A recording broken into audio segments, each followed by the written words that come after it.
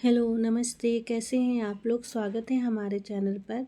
तो हमारे चैनल पर डेली जो है 9 पीएम क्लासेस होती हैं और जो भी स्टूडेंट्स एग्ज़ाम्स की तैयारी कर रहे हैं वो हमारे चैनल से जुड़ के अपनी तैयारी को और भी ज़्यादा बूस्ट अप कर सकते हैं। तो हमारे चैनल पे रिवीजन क्लासेस चलती हैं।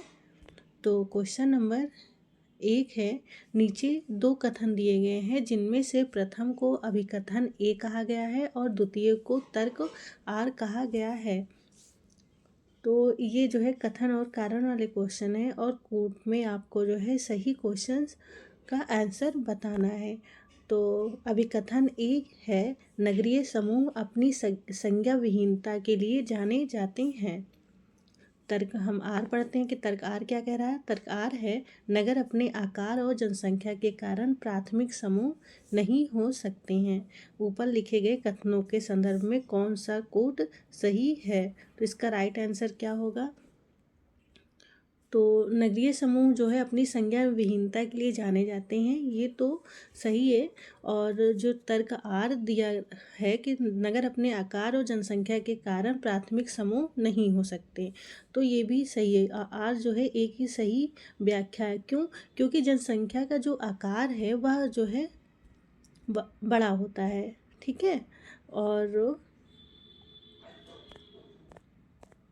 उच्च घनत्व एवं सामाजिक समरूपता के लक्षण के कारण ही ये जो है प्राथमिक समूह नहीं हो सकते। ये जो है इसकी सही व्याख्या कर रहा है। क्यों यह जो है संज्ञा विहीन होता है नगरीय समूह? क्योंकि इसका आकार, जो जनसंख्या का आकार है नगर का और इनका घनत्व, इस वजह से ये जो है बहुत बड़ा होता है। इस वजह से जो है यह प्राथमिक समूह नहीं कहलाता है, ठीक है। तो क्वेश्चन नंबर 1 का राइट आंसर क्या होगा हमारा? ऑप्शन हम देखते हैं, ये ए राइट हो जाएगा, ठीक है। इसी ए ऑप्शन है, ए और आर दोनों सही हैं और ए जो है आर का सही स्पष्टीकरण दे रहा है। तो यहीं से हमारा ये क्वेश्चन एक नंबर सॉल्व हो गया, ठीक है। तो ऐसे आप लोग सॉल्व कर सकते हैं। तो क्वेश्चन नंबर 1 का ए ऑप्शन राइट हो जाएगा, ठीक है। फिर हम आते हैं क्वेश्चन नंबर 2 पर। क्वेश्चन नंबर 2 क्या है? नीचे, ये भी कथन और कारण वाले क्वेश्चन है। नीचे 2 कथन दिए गए हैं जिनमें से प्रथम को अभिकथन ए और द्वितीय को तर्क आर कहा गया है। तो अभिकथन और तर्क हम दोनों पढ़ते हैं, क्या है? अभिकथन ए है, जनजातीय समाज जीवन सरल और एकीकृत होता है। और आर क्या दिया गया है ए का? कि जनजातीय समाज में अनुशासन, कतिपय लोक, ये लोक है, ठीक है, लोक मान्यताओं और परंपराओं से बनाए रखा जा सकता है। तो इसका राइट आंसर क्या होगा? ये कोट में हमें देना है। तो इसे सॉल्व करते हैं हम इसे क्योंकि लगाकर। और जब अगर आप क्वेश्चंस जो है रिवीजन आपका बहुत ही ज़्यादा अच्छा हो जाता है और आप गहराई से पढ़ते हैं, तो आपका जो है एक ही बार में आपका ये क्वेश्चन सही हो जाएगा। तो ये दिया गया है ऑप्शन 4 ऑप्शन है, ए ऑप्शन है। ए और आर दोनों सही हैं और ए आर की सही व्याख्या है। बी ऑप्शन है, बी और आर दोनों सही हैं, आर ए की सही स्पष्टीकरण नहीं है। सी ऑप्शन है, ए सही है परंतु आर गलत है। डी है, ए गलत है परंतु आर सही है। तो इसका राइट ऑप्शन क्या होगा? इसका राइट ऑप्शन हो जाएगा, इसका राइट आंसर हो जाएगा बी ऑप्शन। क्यों बी ऑप्शन? इसलिए होगा क्योंकि जो है ये आर जो है ए की सही व्याख्या नहीं दे रहा है। जैसे कि हम इसे एक्सप्लेन करते हैं कि जो जनजातीय ए है अभिकथन कि जनजातीय समाज में जीवन सरल और एकीकृत होता है, ठीक है, ये तो बात इनकी राइट है, ठीक है। लेकिन जो ये तर्क आर है, क्योंकि अगर हम लगाते कि जनजातीय समाज में अनुशासन को कतिपय लोक मान्यताओं और परंपराओं से रखा जाता है, तो ये भी सही है। लेकिन जो आर है यह जो है कथन ए की जो है व्याख्या नहीं कर रहा है, ठीक है। तो इस तरह से, क्योंकि ये जीवन के बारे में सरल और एकीकृत बता रहा है जनजातीय समाज का ए अभिकथन, लेकिन जो जनजातीय तर्क है यह जो है उनकी लोक मान्यताओं के बारे में बातें कर रहा है। और ये इसका आर जो है ए का सही एक्सप्लेन नहीं कर रहा है। ठीक, तो कथन ये बी ऑप्शन यहाँ पे राइट हो जाएगा। ए और आर दोनों सही हैं, परंतु आर ए की सही स्पष्टीकरण नहीं है। ठीक, बी ऑप्शन यहाँ पर करेक्ट हो जाए। तो अगर हम इसे थोड़ा सा और एक्सप्लेन कर रहे हैं तो इसका राइट आंसर, इसका थोड़ा एक्सप्लेनेशन ऐसे होगा कि एकीकृत जो समाज है, सरल समाज, यह जो है विविध नातेदारियों की प्रधानता से निर्मित होता है, और जो आदिवासी समाज है यह वृद्धजनों के परिषद तथा अर्थतंत्र नातेदारी पर निर्भर करती है। ठीक है, तो जनजातीय सामाजिक प्रशासन परंपराओं व लोक मान्यताओं पर आधारित होता है। ठीक, तो इसी आधार पे जो कथन ए है तथा तर्क दोनों ही सही हैं, परंतु जो आर है यह जो है ए की सही व्याख्या नहीं करती है। तो क्वेश्चन नंबर 2 का बी ऑप्शन हमारा यहाँ पर करेक्ट हो जाएगा। फिर हम आते हैं क्वेश्चन नंबर 3 पर। क्वेश्चन नंबर 3 क्या है? नीचे 2 कथन दिए गए हैं जिनमें से प्रथम को अभिकथन ए और द्वितीय को तर्क आर कहा गया है। यह जो एक्सप्लेनेशन अभिकथन और कारण वाला क्वेश्चन है, तो अभिकथन ए है उच्च वर्ग और निम्न वर्ग एक दूसरे को नकारात्मक संदर्भ समूह है। आपको क्या लगता है, ये सही है कि गलत है? तो ये हो जाएगा गलत। क्यों? क्योंकि यह जो है जो उच्च वर्ग है और निम्न वर्ग है, यह जो है एक जो है सकारात्मक समूह माना जाता है। क्यों? क्योंकि जो निम्न वर्ग है वो हमेशा जो है उच्च वर्ग की तरह बनने की आकांक्षा रखता है। तो ये अभिकथन जो है गलत हो जाएगा। और तर्क क्या, कथन क्या दिया है कि तर्क सामाजिक वार्तालाप व्यवहार की विभिन्नता सामाजिक वर्गों में पारस्परिक वैमनस्य लाती है। ये भी बात ठीक है। ठीक, तो अभी इसका हम जो है ऑप्शन देख लेते हैं कि किसमें ये जो है हमारा राइट हो जाएगा। तो कूट ऊपर लिखे गए कथनों के संदर्भ में कौन सा कूट सही है? ठीक है, यहाँ बैकग्राउंड जो है साउंड बहुत होता है, शोर होता है, लेकिन आप जो है उसे नेगलेक्ट करके आप अपनी पढ़ाई पे ध्यान दें। ए ऑप्शन है, ए और आर दोनों सही हैं, और ए आर की स्पष्टीकरण है। और बी क्या दिया है? ए और आर दोनों सही हैं, परंतु ए आर की सही स्पष्टीकरण नहीं है। सी है ए सही है परंतु आर गलत है। डी ऑप्शन क्या है? ए गलत है परंतु आर सही है। तो हमारा यहाँ पे राइट ऑप्शन डी हो जाएगा। क्यों? क्योंकि हम इसे थोड़ा सा और एक्सप्लेन कर रहे हैं। ये जो उच्च वर्ग है यह जो है निम्न वर्ग एक दूसरे के लिए नकारात्मक संदर्भ समूह है। तो यह बात गलत है। क्यों? क्योंकि जो निम्न वर्ग है यह उच्च वर्ग की तरह बनने की आकांक्षा रखता है। और संदर्भ समूह क्या है? संदर्भ समूह वे समूह हैं जिनमें व्यक्ति अपने आप को या तो उनमें से एक अंग के रूप में जोड़ देता है अथवा मनोवैज्ञानिक रूप से जो है उनकी तरह बनने की आकांक्षा रखता है। तो और बी क्या है दिया है? तर्क आर है सामाजिक वार्तालाप व्यवहार की विभिन्नता सामाजिक वर्गों में पारस्परिक वैमनस्य लाती हैं। ये राइट है। ठीक है, ए गलत है अभिकथन, और तर्क जो दिया गया है ये राइट है। क्योंकि जो सामाजिक वार्तालाप है या व्यवहार है उनमें जब विभिन्नता पाई जाती हैं तो यह जो है सामाजिक वर्गों में एक तरह से पारस्परिक वैमनस्य लाती हैं। ठीक है, तो क्वेश्चन नंबर 3 का डी ऑप्शन यहाँ पर गलत हो जाएगा। ए जो है गलत है और आर यहाँ पर सही राइट हो जाएगा। फिर डी ऑप्शन थर्ड का राइट है। फिर यहाँ नीचे जो क्वेश्चन नंबर 4 है, नीचे वो कथन दिए गए हैं जिनमें से प्रथम को अभिकथन ए और द्वितीय को तर्क आर कहा गया। ये कथन और कारण वाले क्वेश्चन है। तो अभिकथन ए है गोत्रगमन के नियम और विजातीय विवाह सदैव एक ही हो जाती हैं। ठीक है, अभिकथन ए यहाँ पर राइट हो जाएगा क्योंकि गोत्रगमन नियम और विजातीय विवाह यह जो है एक ही माना जाता है। ठीक है, तो एक ही तरह से इसे लिया जाता है एक ही संदर्भ में। तो तर्क आर क्या है? गोत्र गमन के नियम और विजातीय विवाह को मंशा जो है अवयस्क व्यक्तियों को संभोग करने के लिए रोकने की होती है। तो यह जो है गलत है। जो तर्क आर है यह गलत है। तो अभिकथन यहाँ पे ए राइट है, लेकिन तर्क आर जो इसकी दिया गया है अभिकथन का ए का, तो यह गलत यहाँ पर हो जाएगा। तो अभिकथन ए राइट और आर गलत है। यह किस में है? सी ऑप्शन में। ठीक है, तो यहाँ पे सी ऑप्शन यहाँ पर राइट हो जाएगा। फिर हम आते हैं क्वेश्चन नंबर 5 पर। क्वेश्चन नंबर 5 क्या है? मोस्ट इम्पॉर्टेंट क्वेश्चन और कथन और कारण वाले क्वेश्चंस एग्जाम्स में हमेशा पूछा जाता है, तो उसे भी आप लोग अच्छे से जो है सॉल्व करना, आप पढ़ेंगे रिवीजन करते जाएंगे तो उसे जो है अच्छे से सॉल्व करना सीख जाएंगे।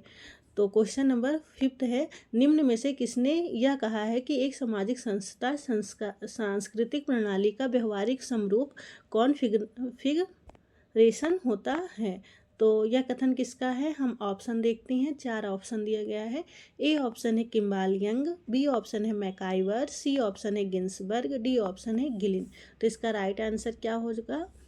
इसका राइट आंसर हो जाएगा ए ऑप्शन। ठीक है, किम्बाल यंग जो महोदय हैं, इन्होंने यह स्टेटमेंट दिया है कि जो सामाजिक संस्था या सांस्कृतिक प्रणाली का व्यवहारिक जो समरूप होता है, यह जो है समरूप कॉन्फ़िगरेशन होता है। ठीक है, तो क्वेश्चन नंबर 5 का ए ऑप्शन हमारा यहाँ पर करेक्ट हो जाएगा।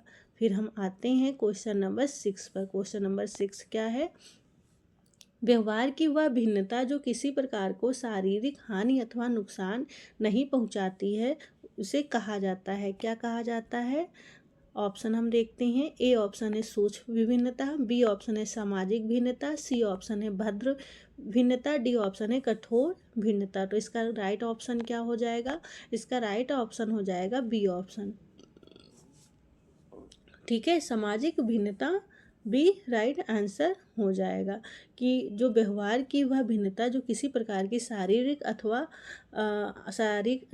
हानि अथवा नुकसान नहीं पहुंचाती है, उसे कहा जाता है सामाजिक भिन्नता। 6 का बी ऑप्शन हमारा यहाँ पर राइट हो जाएगा। फिर हम आते हैं क्वेश्चन नंबर 7 पर। क्वेश्चन नंबर 7 क्या है? आत्मार्थक भूमिका ग्रहण रिफ्लेक्सिव रोल टेकिंग की अवधारणा किसने दी है? ऑप्शन देखते हैं। Most important question. ए ऑप्शन है आर.के. मार्टन, बी ऑप्शन है, ये 4 स्कूलें हैं। ठीक है, बी ऑप्शन है आर.के. लिंटन, डी ऑप्शन है जी.एस. मीड। तो इसका राइट ऑप्शन क्या होगा? इसका राइट ऑप्शन हो जाएगा डी ऑप्शन। ठीक है, ये जो आत्मार्थक भूमिका ग्रहण है रिफ्लेक्सिव रोल टेकिंग, यह दिया गया है जी.एस. मीड द्वारा। ठीक है, और जो आत्मार्थक भूमिका ग्रहण है ये रिफ्लेक्सिव रोल टेकिंग, इसे जो है यह क्या है? इसके अकॉर्डिंग जो है जो व्यक्ति द्वारा परिस्थिति अनुसार अपनी भूमिका बदलने को ही ये रिफ्लेक्सिव रोल टेकिंग कहा जाता है। ठीक है, तो रिफ्लेक्सिव रोल टेकिंग क्या है? रिफ्लेक्सिव जो आत्मार्थक भूमिका ग्रहण है, यह जो है व्यक्ति द्वारा अपने परिस्थिति अनुसार अपनी भूमिका बदलने की क्रिया को क्या कहा जाता है? आत्मार्थक भूमिका ग्रहण। तो यह कॉन्सेप्ट किसने दिया है? यह कॉन्सेप्ट दिया है जी.एस. मीड महोदय ने। तो क्वेश्चन नंबर 7 का डी ऑप्शन हमारा यहाँ पर करेक्ट हो जाएगा। चलते हैं नेक्स्ट क्वेश्चन पर। हमारा नेक्स्ट क्वेश्चन क्या है? टॉनीज के अनुसार पड़ोस किस में आता है? तो हम ऑप्शन देखते हैं। ए ऑप्शन है समुदाय, बी ऑप्शन है प्राथमिक समूह, सी ऑप्शन है सामाजिक समूह, डी ऑप्शन है गौड़ समूह। तो इसका राइट आंसर क्या होगा? इसका राइट आंसर हो जाएगा पड़ोस जो है आता है समुदाय में अकॉर्डिंग टू टॉनीज। ठीक है, टॉनीज महोदय के अनुसार जो पड़ोस है यह किस में आता है? समुदाय में। ठीक, और समुदाय की आधारभूत कसौटी क्या होती है? कि यह मनुष्य की समस्त सामाजिक संबंध उसके भीतर ही मिल जाए, उसे ही क्या कहा जाता है? समुदाय। एम टॉनीज ने समाज अथवा सामाजिक संबंधों को कितने भागों में बांटा है? 2 भागों में। ठीक है, कौन कौन से वह भाग हैं? वह भाग है समुदाय और समाज। ठीक है। तो क्वेश्चन नंबर 8 का राइट आंसर क्या हो जाएगा? ए। फिर हम चलते हैं नेक्स्ट क्वेश्चन पर। हमारा नेक्स्ट क्वेश्चन क्या है? मॉर्गन का नाम किससे संबद्ध है? हम ऑप्शन देखते हैं। ए ऑप्शन है पितृ सिद्धांत, बी ऑप्शन है मातृ सिद्धांत, सी ऑप्शन है आदिम स्वैरिता प्रिमिटिव प्रोमिस्क्यूटी, डी ऑप्शन है विस्तृत परिवार। तो इसका राइट आंसर क्या होगा? इसका राइट आंसर हो जाएगा मॉर्गन का नाम जुड़ा है आदिम स्वैरिता के से, ठीक है। तो नंबर 9 का राइट ऑप्शन हो जाएगा सी ऑप्शन। फिर हम मिलते हैं नेक्स्ट क्वेश्चन में। क्वेश्चन नंबर नेक्स्ट क्या है? 10 क्वेश्चन नंबर समाजीकरण की प्रक्रिया 4 अवस्थाएं मौखिक, गुदाजन, इडिपस और किशोरावस्था में का विभाजन किसकी देन है? तो इसका राइट ऑप्शन क्या होगा? 4 ऑप्शन दिया गया है। ए ऑप्शन है CH कूले, बी ऑप्शन है GH मीड, सी ऑप्शन है एम मीड, डी ऑप्शन है एस फ्रायड। तो इसका राइट आंसर क्या होगा? इसका राइट आंसर हो जाएगा डी ऑप्शन, ठीक है। जो एस फ्रायड महोदय हैं, इन्होंने समाजीकरण की 4 अवस्थाएं बताई हैं, ठीक है। मौखिक, गुदाजन, इडिपस और किशोरा अवस्था, ठीक है। जो फ्रायड का सिद्धांत है, यह जो है कैसा सिद्धांत है? मनोविश्लेषणवादी सिद्धांत, ठीक है। बोगार्ट्स के अनुसार कि समाजीकरण वह प्रक्रिया है जिसके द्वारा व्यक्ति एक दूसरे पर निर्भर रहकर व्यवहार करना सीखता है, ठीक है। तो सारे लोगों ने, जितने भी थिंकर्स हैं समाजीकरण से रिलेटेड, इन्होंने समाजीकरण की अलग अलग परिभाषाएं दी हैं, जिनमें से मुख्य जो है जो सी फ्रायड महोदय हैं, इन्होंने इनका जो समाजीकरण का सिद्धांत है बहुत ही ज़्यादा पॉपुलर सिद्धांत है और ये एग्जाम्स में पूछा जाता है। ये जो है भी पूछा जाता है, ठीक है। तो क्वेश्चन नंबर 10 का राइट ऑप्शन क्या होगा? डी ऑप्शन हमारा यहाँ पर करेक्ट हो जाएगा। फिर हम आते हैं क्वेश्चन नंबर 11 पर। क्वेश्चन नंबर 11 क्या है? मार्क्स का छोटे पूंजीपतियों के प्रति सोच है कि वे? ए ऑप्शन है एकीकृत वर्ग, बी ऑप्शन है अपने ही भीतर वर्ग, सी ऑप्शन है संक्रामी वर्ग, डी ऑप्शन है अपने आप में वर्ग।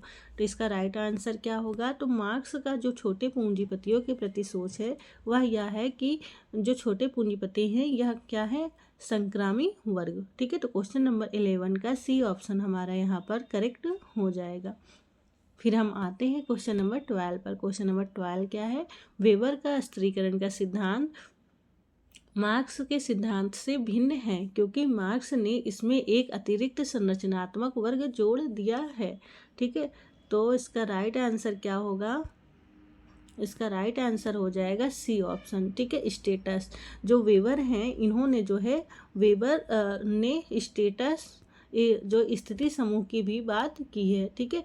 और कार्ल मार्क्स ने वर्ग, संपदा और बौद्धिक समूह की बात की थी और उसी में जो है वेबर महोदय ने एक और कॉन्सेप्ट को जोड़ा है। वह कौन सा कॉन्सेप्ट है? स्टेटस, ठीक है, स्थिति समूह। तो क्वेश्चन नंबर 12 का सी ऑप्शन यहाँ पर करेक्ट हो जाएगा। फिर हम आते हैं क्वेश्चन नंबर 13 पर। क्वेश्चन नंबर 13 क्या है? पुस्तक दी मदर्स का लेखक कौन है? ऑप्शन है, 4 ऑप्शन दिया गया है। ए ऑप्शन है मार्गरेट मीड, बी ऑप्शन है मार्गरेट थैचर, सी ऑप्शन है ब्रीफॉल्ट, डी ऑप्शन है किंग्सले डेविस। तो इसका राइट आंसर क्या होगा? तो पुस्तक दी मदर्स हैं, इसके लेखक है ब्रीफॉल्ट महोदय। तो क्वेश्चन नंबर 13 का सी ऑप्शन यहाँ पर करेक्ट हो जाएगा। फिर हम आते हैं क्वेश्चन नंबर 14 पर। क्वेश्चन नंबर 14 क्या है? किसी भूमिका के बिना पद नहीं और बिना पद की भूमिका नहीं होती। यह कथन है, किसका कथन है ये? ए ऑप्शन है R.K. मर्टन, सी ऑप्शन है रॉबर्ट पार्क, बी ऑप्शन है एस.एफ. नैडेल, डी ऑप्शन है राल्फ लिंटन। तो इसका राइट ऑप्शन क्या होगा? राइट आंसर हो जाएगा डी ऑप्शन, ठीक है। डी यहाँ पर जो है करेक्ट हो जाएगा। फिर हम आते हैं क्वेश्चन नंबर 15 पर। क्वेश्चन नंबर 15 क्या है? स्त्रीकरण के व्यवहारिक विश्लेषण का सिद्धांत किसने दिया? ए ऑप्शन है के डेविस, बी ऑप्शन है पार्सन्स, 80% से, ठीक है। E option email दुर्खाइम, D option है एस वेबर। तो इसका राइट आंसर क्या होगा? तो ये जो स्त्रीकरण के व्यवहारिक विश्लेषण का जो सिद्धांत है यह दिया गया है कि डेविस महोदय द्वारा, ठीक है, किंग्सले डेविस द्वारा। तो क्वेश्चन नंबर 15 का ए ऑप्शन हमारा यहाँ पर करेक्ट हो जाएगा। किंग्सले डेविस महोदय जिनमें इन्होंने स्त्रीकरण के व्यवहारिक विश्लेषण दिया है, तो ये इनकी कौन सी बुक है? वो उस बुक का नाम है सम प्रिंसिपल ऑफ सोशल स्ट्रेटिफिकेशन, ठीक है, सम प्रिंसिपल ऑफ सोशल स्ट्रेटिफिकेशन। तो क्वेश्चन नंबर 15 का राइट आंसर ए ऑप्शन यहाँ पर हो जाएगा।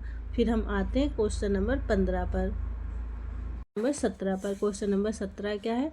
प्रत्येक स्तर पर मामलों केसेस को उसी अनुपात में लेना चाहिए जिसमें ये विश्व में घटित होते हैं, इसे किस नाम से जाना जाता है? तो 4 ऑप्शन दिया गया है, इसमें राइट आंसर क्या होगा? ए ऑप्शन है सरल यादृच्छिक सैम्पलिंग, बी ऑप्शन है व्यवस्थित सैम्पलिंग, सी ऑप्शन है स्त्रीकृत यादृच्छिक सैम्पलिंग, डी ऑप्शन है अनुपातक स्त्रीकृत सैम्पलिंग। तो इसका राइट आंसर क्या होगा? तो इसका राइट आंसर हो जाएगा डी ऑप्शन, ठीक है। क्यों? क्योंकि इसमें जो है आपको क्वेश्चन क्या पूछ रहा है कि प्रत्येक स्तर पर मामलों जो केसेस हैं उसमें उसी अनुपात में लेना चाहिए जिसमें ये विश्व में घटित होते हैं, तो इसे किस नाम से जाना जाता है? इसे जो है अनुपातक स्तरीकरण कृत सैम्पलिंग नाम से जाना जाता है। तो क्वेश्चन नंबर 17 का डी ऑप्शन हमारा यहाँ पर राइट हो जाएगा। ये रिसर्च टॉपिक से रिलेटेड ये क्वेश्चन है। फिर हम आते हैं क्वेश्चन नंबर 18 पर। क्वेश्चन नंबर 18 क्या है? मोस्ट इंपॉर्टेंट क्वेश्चन, ठीक है। समाज का व्यवस्थित अध्ययन करने वाला सर्वप्रथम पश्चिमी विद्वान कौन था? ए ऑप्शन है प्लेटो, सी ऑप्शन है थॉमस एक्विनस, बी ऑप्शन है सुकराट, डी ऑप्शन है कॉम्ट।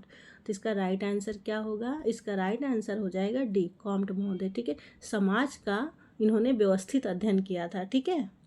तो सर्वप्रथम किया था पश्चिमी विद्वान कॉम्ट महोदय ने। तो क्वेश्चन नंबर 18 का डी ऑप्शन हमारा यहाँ पर करेक्ट हो जाएगा। फिर हम आते हैं क्वेश्चन नंबर 19 पर। क्वेश्चन नंबर 19 क्या है?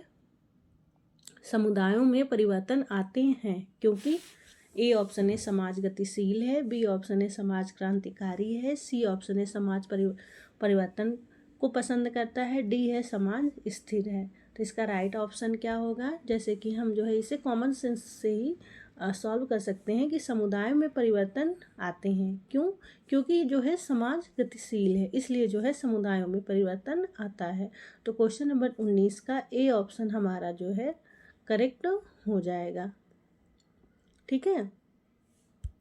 और जो समुदायों में परिवर्तन, समाज और समुदाय दोनों में पारस्परिक क्या पाई जाती है? जागरूकता, ठीक है, जागरूकता पाई जाती है समाज और समुदाय में।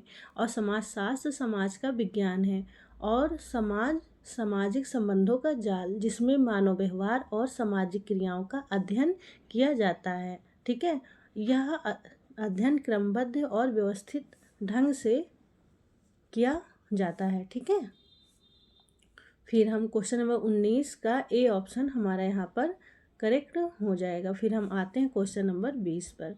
क्वेश्चन नंबर 20 क्या है? किसी समुदाय के निर्णयों को दोहराने की योग्यता को कहा जाता है। क्या कहा जाता है? हम ऑप्शन देखते हैं। ए ऑप्शन है वैधता, सी ऑप्शन है चमत्कारिकता, बी ऑप्शन है विश्वसनीयता, डी ऑप्शन है जवाबदेही। तो इसका करेक्ट ऑप्शन क्या होगा? इसका करेक्ट आंसर हो जाएगा ए ऑप्शन वैधता, ठीक है। जब कोई रिसर्च किया जाता है तो उसके जो निर्णय होते हैं उसको दोहराने की योग्यता को क्या कहा जाता है? वैधता, ठीक है। वैधता किसे कहा जाता है? तो वैधता वह मात्रा है जहाँ तक परीक्षण उसे मापता है और जिसे मापने की कल्पना की जाती है, ठीक है। तो क्वेश्चन नंबर 20 का ए ऑप्शन यहाँ पर करेक्ट हो जाएगा। तो हम फिर आते हैं क्वेश्चन नंबर 21 पर। क्वेश्चन नंबर 21 क्या है? कथन और कारण वाला क्वेश्चन है। नीचे दो कथन दिए गए हैं जिनमें से प्रथम को अभिकथन ए और द्वितीय को तर्क आर कहा गया है। अभिकथन ए है, रिश्तों में संकट वह है जिसमें एक पक्ष दूसरे पक्ष की हानि से लाभान्वित होता है।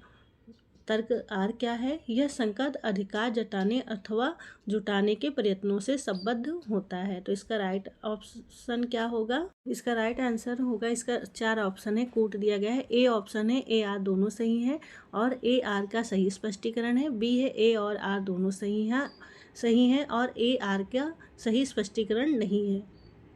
सी ऑप्शन है, ए सही है परंतु आर गलत है। डी ऑप्शन है, ए गलत है परंतु आर सही है। तो क्या राइट आंसर होगा, तो जो रिश्तों में कथन ए है कि रिश्तों में संकट हुआ है जिसमें एक पक्ष दूसरे पक्ष की हानि से लाभान्वित होता है, तो यह सही है। और जो आर दिया है तर्क, इसकी क्या व्याख्या कर रहा है, यह संकट अधिकार जताने अथवा जुटाने के प्रयत्नों से संबद्ध होता है। तो यह जो है ये भी सही है और आर जो है एक सही व्याख्या भी कर रहा है, क्योंकि जो है रिश्तों में संकट हुआ है जिसमें एक पक्ष दूसरे पक्ष की हानि से लाभान्वित होता है, क्योंकि यह संकट अधिकार जताने अथवा जुटाने के प्रयत्नों से संबद्ध होता है। इसलिए एक पक्ष जो है जिसकी हानि होती है उससे जो है एक लाभान्वित होता है, यही क्या कहलाता है, रिश्तों में संकट।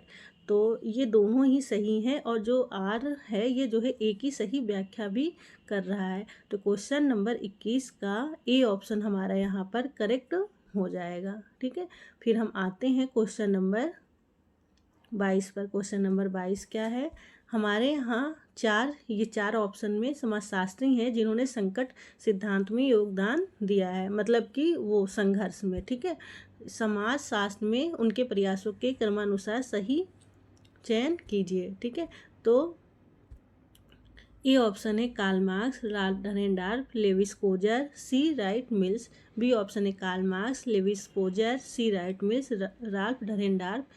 सी option Lewis Coser, B option है कार्ल मार्क्स, ये राल्फ डनेनडॉर्फ, फिर है C Wright Mills. D option है Lewis Coser, C Wright Mills, Karl Marx, Ralf Dahrendorf. तो इन्हें ना क्रमानुसार लगाना है। ठीक है, तो पहले इसमें सी और डी एकदम गलत हो जाएगा। ठीक है, क्योंकि संघर्ष का कॉन्सेप्ट सर्वप्रथम कार्ल मार्क्स ने ही इसमें योगदान दिया था। तो इन ए और बी में हमें जो है चूज करना है कि कौन सा राइट ऑप्शन होगा। तो इनको जो है कर्म से लगाना है। तो जो ये कार्ल मार्क्स हैं इनका जन्म हुआ था कब, 1818 में। ठीक है, और जो लेविस कोजर हैं इनका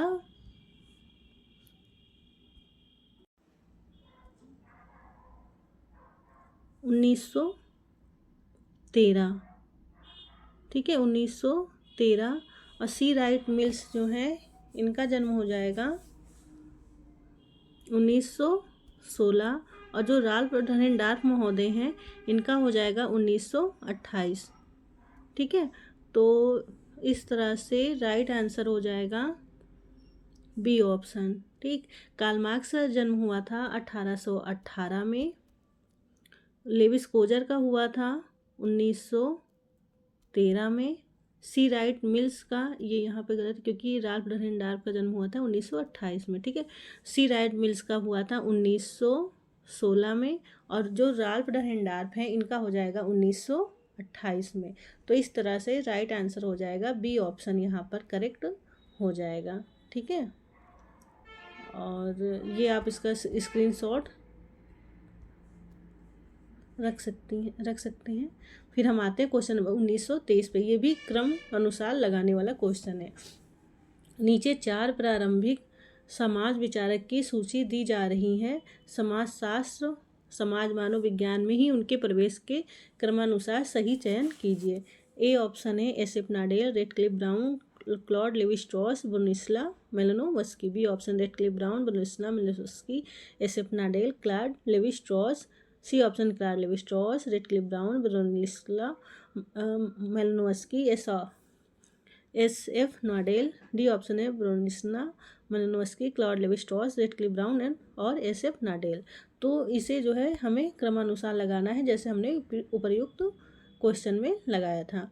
तो इसका राइट ऑप्शन क्या होगा, राइट आंसर हो जाएगा बी ऑप्शन। रेडक्लिफ ब्राउन का जन्म हुआ था 1851 में, और ब्रोनिस्ला मेलोवस्की का हुआ था 1884 में, और एसेफ नाडेल का हुआ था 1903 में, और क्लाउड लेवी-स्ट्रॉस का हुआ था 1908 में। ठीक है, तो इसका राइट ऑप्शन हो जाएगा बी ऑप्शन हमारा यहाँ पर करेक्ट हो जाएगा। आप जो है स्क्रीनशॉट भी ले सकते हैं यहाँ पर। फिर हम आते हैं नेक्स्ट क्वेश्चन पर। समाज स्त्रीकरण का आधारित है। हम ऑप्शन देखते हैं क्वेश्चन नंबर 24 का। ए ऑप्शन है पहला है शक्ति, सेकंड है संपत्ति, थर्ड है स्थिति, फोर्थ है सत्ता। तो इसका राइट ऑप्शन क्या होगा? इसका राइट ऑप्शन हो जाएगा सी ऑप्शन। ठीक है, फर्स्ट सेकंड थर्ड, एक मिनट, बी ऑप्शन यहाँ पर जो है करेक्ट हो जाएगा, फर्स्ट सेकंड थर्ड और फोर्थ। ठीक है, यह जो है समाज के जो है स्त्रीकरण का सोशल स्ट्रेटिफिकेशन आधारित होता है शक्ति पर, संपत्ति पर, स्थिति पर और सत्ता पर। इन चारों पर ही समाज का स्त्रीकरण का आधार होता है। तो क्वेश्चन नंबर 24 का बी ऑप्शन हमारा यहाँ पर करेक्ट हो जाएगा। फिर हम चलते हैं नेक्स्ट क्वेश्चन। क्वेश्चन नंबर 25 है। नंबर 25 क्या है? निम्न में से कौन सी प्रक्रिया है जिस माध्यम से किसी संगठन घटकों में एकजुटता आती है, जिससे संगठन एक होता है? ऑप्शन हम देखते हैं। ए ऑप्शन है सामाजिक संगठन, बी ऑप्शन है सामाजिक संश्लेष, सी ऑप्शन है सामाजिक संकट, डी ऑप्शन है सामाजिक संस्था। तो इसका राइट ऑप्शन का राइट आंसर क्या होगा? इसका राइट आंसर होगा बी ऑप्शन। ठीक है, सामाजिक संश्लेष। फिर हम आते हैं क्वेश्चन नंबर 26 पर। क्वेश्चन नंबर 26 क्या है? ये डैश है, किसी व्यक्ति को की व्यक्तिगत समझ किसी विशेष भूमिका को कैसे निभाएं, अर्थात अन्य लोगों की उससे क्या अपेक्षा है या कैसे कार्य करें। इसका राइट आंसर क्या होगा? तो इसका राइट आंसर हो जाएगा ए ऑप्शन। ठीक है, किसी व्यक्ति की व्यक्तिगत समझ कि वे किसी विशेष भूमिका को कैसे निभाए, अर्थात अन्य लोगों की उससे क्या अपेक्षा है, वह कैसे कार्य करे, यह क्या कहलाएगा? भूमिका प्रत्याशा। ठीक है, तो क्वेश्चन नंबर 26 का ए ऑप्शन हमारा यहाँ पर करेक्ट हो जाएगा। फिर हम चलते हैं क्वेश्चन नंबर 27 पर। क्वेश्चन नंबर 27 भी कथन और कारण वाला क्वेश्चन है। तो हम अभी कथन ए देखते हैं। व्यक्ति को रूप देने के लिए संस्कृत की रौब जिसका दमनात्मक होना आवश्यक नहीं है। तो इसका राइट ऑप्शन हमें देखना, ये तर्क और कथन वाले क्वेश्चन है। तो तर्क आर क्या दिया है? सभी संस्कृतियों के पास दमन की भारी संभावनाएं होती हैं। तो इसका राइट ऑप्शन क्या होगा? ए और आर दोनों सही हैं। ए और आर सही स्पष्टीकरण है। बी ऑप्शन ए और आर दोनों सही हैं। ए आर का सही स्पष्टीकरण नहीं है। सी ऑप्शन है ए सही है परंतु आर गलत है। डी ऑप्शन है ए गलत है परंतु आर सही है। तो इसका राइट ऑप्शन क्या होगा? इसका राइट आंसर क्या होगा? B option. ठीक है, बी ऑप्शन यहाँ पर राइट हो जाएगा, क्योंकि जो व्यक्ति है, अभिकथन क्या कह रहा है कि जो व्यक्ति को रूप देने के लिए संस्कृति की शक्ति रौबपूर्ण है। ठीक है, यह कथन सही है, जिसका दमनात्मक होना आवश्यक नहीं है। तर्क क्या है? सभी संस्कृतियों के पास दमन की भारी संभावनाएं हैं। ठीक है, तो ये दोनों ही कथन जो है राइट है। और लेकिन ये जो आर है, ये जो है ए की सही व्याख्या नहीं कर रहा है। तो क्वेश्चन नंबर जो आर है, यह जो है किस ए का व्याख्या नहीं कर रहा है। तो क्वेश्चन नंबर 27 का बी ऑप्शन यहाँ पर करेक्ट हो जाएगा। ठीक है, फिर हम चलते हैं क्वेश्चन नंबर, ये ए यहाँ पे राइट होगा। ठीक है, बी ऑप्शन यहाँ पर करेक्ट होगा। गलती से जो है ए ऑप्शन करेक्ट होगा, बी ऑप्शन सॉरी करेक्ट हो जाएगा। फिर हम चलते हैं क्वेश्चन नंबर 28 पर। क्वेश्चन नंबर 28 क्या है? भूमिका की मांग में जब कठिनाई का अनुभव किया जाए तब इसे कहते हैं, क्या कहते हैं? 4 ऑप्शन है। ए ऑप्शन है अंतर भूमिका, बी ऑप्शन है भूमिका में विभिन्नता, सी ऑप्शन है भूमिका में दबाव, डी ऑप्शन है भूमिका की अस्पष्टता। तो इसका राइट ऑप्शन क्या होगा? तो भूमिका की मांग में जब कठिनाई का अनुभव किया जाता है तब इसे कहा जाता है अंतर भूमिका। तो क्वेश्चन नंबर 28 का ए ऑप्शन हमारा यहाँ पर करेक्ट हो जाएगा। ठीक है, फिर मिलते हैं हम नेक्स्ट क्वेश्चन पर, नेक्स्ट वीडियो पर में। और टेलीग्राम लिंक हमारा जो है ज्वाइन कर लें आप लोग, और कमेंट भी करें। ठीक है, thanks for watching, thank you.